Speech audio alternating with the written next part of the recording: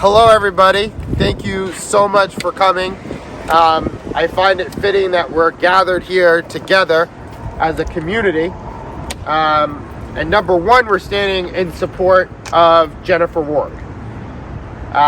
Lost in all of the conversation around LEOBoR, we have a mom, we have an amazing wife, and just an amazing person overall who was affected by police brutality and a system criminally and through the Providence Police Department and the state of Rhode Island's consideration of accountability was failed by her own city and her state after national outrage of what we can only describe as something that no matter if you're a police officer or you are a regular person, punching women in the face should never be allowed. And the fact that it was a Providence police officer and that we stand behind here today without justice is appalling. And that's why you're here today. But I really want to talk about LEOBoR itself, because although we have issues criminally, there is a Bill of Rights that is afforded to police officers that give them extra set of protections that none of us have. In fact, the only people that have those protections are the people that are right here behind us. And that is called the Law Enforcement Officers Bill of Rights, better known as LEOBoR. Now, I'm going to stand here to the right with someone who's going to speak, Jim Vincent, who is the former head of the NAACP here in Providence, who 3 years ago made the recommendation that we needed to repeal LEOBoR. That was before Officer Daniel Dolan shot a teenager. That was before Jennifer Ward was punched in the face by Gene Lugo. That was before, I believe, Sergeant Hanley put his knee on Rashad Gore's neck. So these issues are not going away. These issues are all connected with each other, and we will not stop until we see the full repeal of LEOBoR. It is no coincidence that we have police who are putting in legislation about police officers policing themselves. How does that work? How can you hold yourself accountable when you've proven to us that you can't do that? So you can hear the frustration not only in my voice, but you'll hear it from others today, because justice continues to not be served here in the state of Rhode Island, in which we are one of only a minority of states compared to nationwide, in which over 30 states can have their police chiefs and their mayors hold their officers accountable. So with that said, I want to introduce our first speaker here today, the former president of the NAACP, Jim Vincent. Well, thank you, Harrison, and thank you all that are here. As Harrison said, 3 years ago, I recommended that LEOBoR be repealed. And I did that within a Senate commission to study the issue of the Law Enforcement Bill of Rights. It became apparent to me in about a third of that commission that the Law Enforcement Bill of Rights, or LEOBoR, was not necessary. Think about this. The only state in the New England states that has such a thing is Rhode Island. And in fact, only 13 states in the United States has this. So why do we need something that other states do not even have? And people say, well, we've always had it. Well, we once had Ann and Hope, and we once had Benny's, and we thought we couldn't live without them, but we have lived without them, so we can live without LEOBoR. So I'm here to say that with all these incidents, all that happens is that you have justice deferred, and we all know that justice deferred is justice denied. it takes at least a couple of years to fire somebody that is doing something that everybody agrees they should be fired for. You know, a 2-day unpaid suspension for any kind of offense is not enough leverage for a police chief to have over his police force. You know, what needs to happen is the police themselves have to understand that they say that the number one way of solving crime is have close police-community relationship. And I agree. I can think of nothing that destroys the public confidence in the police more than the Law Enforcement Bill of Rights. Yes, the mayors, and police chiefs thought that Officer Lugo should be fired, and many others thought that he should be fired. But what happened? First, it took the criminal case, which lasted months and months and months before LEOBoR could even start. You couldn't even have an administrative hearing until the criminal case was adjudicated. And so what did they do the other day? A 2-week unpaid suspension. I don't know about you, but what I know that where I'm from, and which is from Massachusetts, and from my era, when I'm a baby boomer, if you're a police officer and you punch an unarmed woman, you don't deserve to have your job, period. And I think that most of the people in this state agree with me that a 2-week unpaid suspension for punching an unarmed woman is certainly not something that is punishment. That is a slap in the wrist. I think overwhelmingly, people that are not even paying attention to LEOBoR said they did not get that one right. And the other ones that before that, they did not get those right either. So the public trust is almost shot. And that means that solving crimes and having effective policing can't be done. And that's what they say. That's not what I say. They say that's the effective way of solving crime. So I'm here to stand beside Harrison Tuttle, Black Lives Matter, RI PAC, to say that we have to repeal LEOBoR as a state. We all need to have this happen if we're going to have effective police-community relations. And I just thank you for listening to me. Thank you. Thank you, Jim. Our next speaker is a freshman legislator who, when I asked to take on this piece of legislation, without a question, said yes. In fact, what Representative Stewart said was, "Are you sure you want it to be me?" Which I was, of course, I would want it to be you, because of how strong of a fighter she is.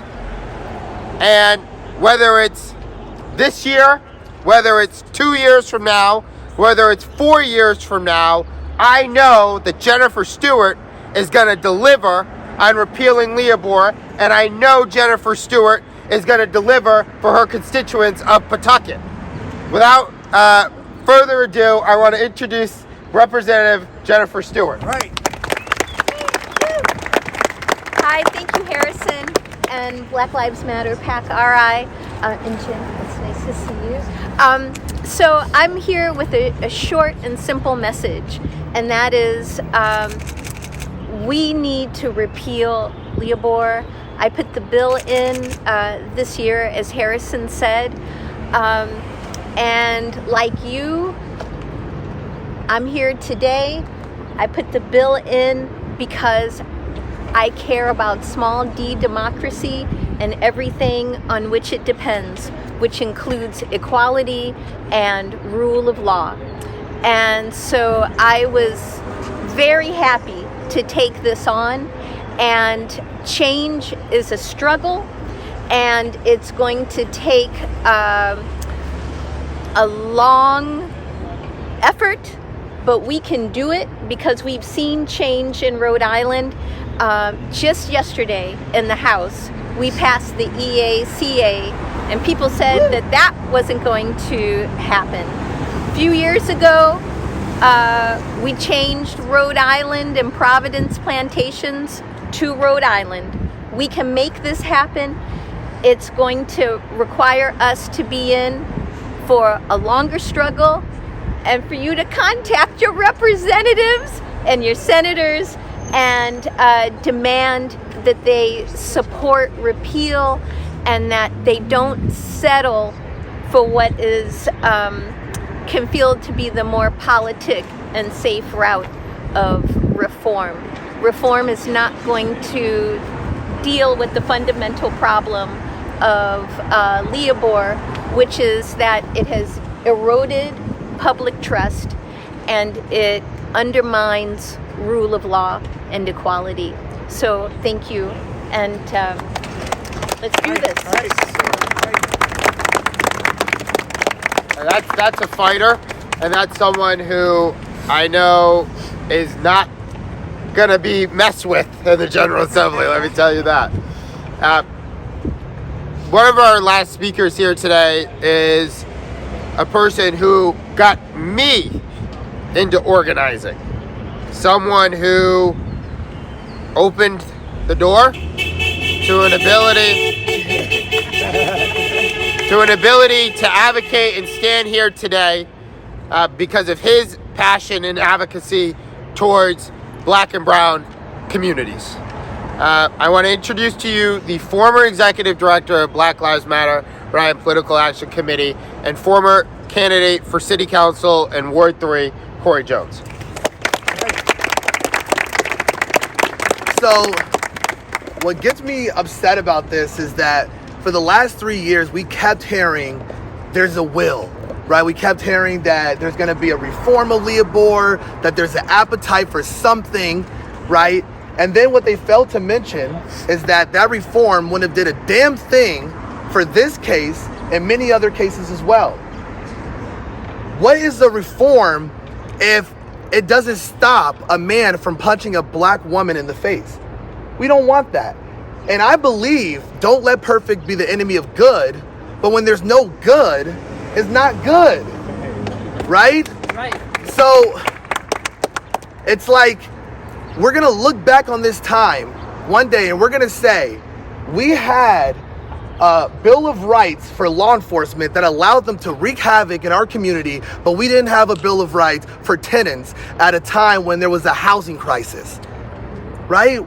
We're gonna say we had a Bill of Rights for law enforcement so they could wreak havoc on our community when we didn't have a Bill of Rights for sexual assault victims. We're gonna say we had a Bill of Rights for law enforcement when we didn't have a Bill of Rights for students to get a good education. And the legislators, the blood's on your hands. So we have to get to work and we have to make this happen because people in our community are suffering. And if we don't do something, then people will continue to suffer. Thank you. So at this time, I'll open it up to any media questions. Yep, Pat. Two-parter. Currently, there are 3 different pieces of legislation pending that range from, some would say, a mild reform to complete repeal. If in fact only reform takes place this time, how do you feel? Do you fear that that will push off for years the potential for full repeal? Well, I think one of the main drivers of reform happening is because we have people in our community around us who are demanding the repeal. Right. And contrary to maybe beliefs in the State House, Black Lives Matter is committed to repealing LEOBoR no matter how long it takes. And so whether that's 2 years, whether that's 4 years, whether they pass a performative reform, the next day we're going to put out a statement saying that we want the repeal because we know what the community needs and we know what's right. And that may be unpopular. We may be called somebody who refuses to compromise, but I refuse to compromise when we have Officer Lugo out on the street protecting our community when he punched a woman in the face and his own police chief said he had lost faith in his ability to serve.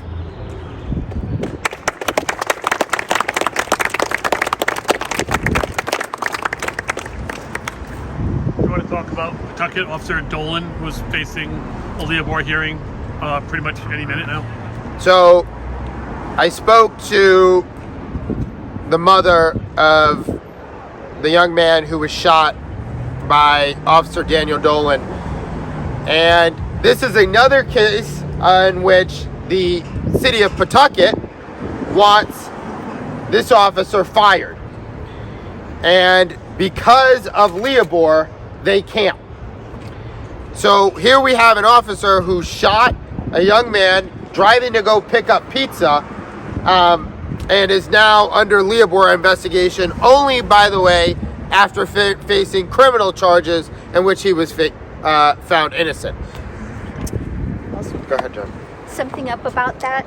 Another problem with LEOBoR is that there's no transparency for the process. And so in the case of Dolan,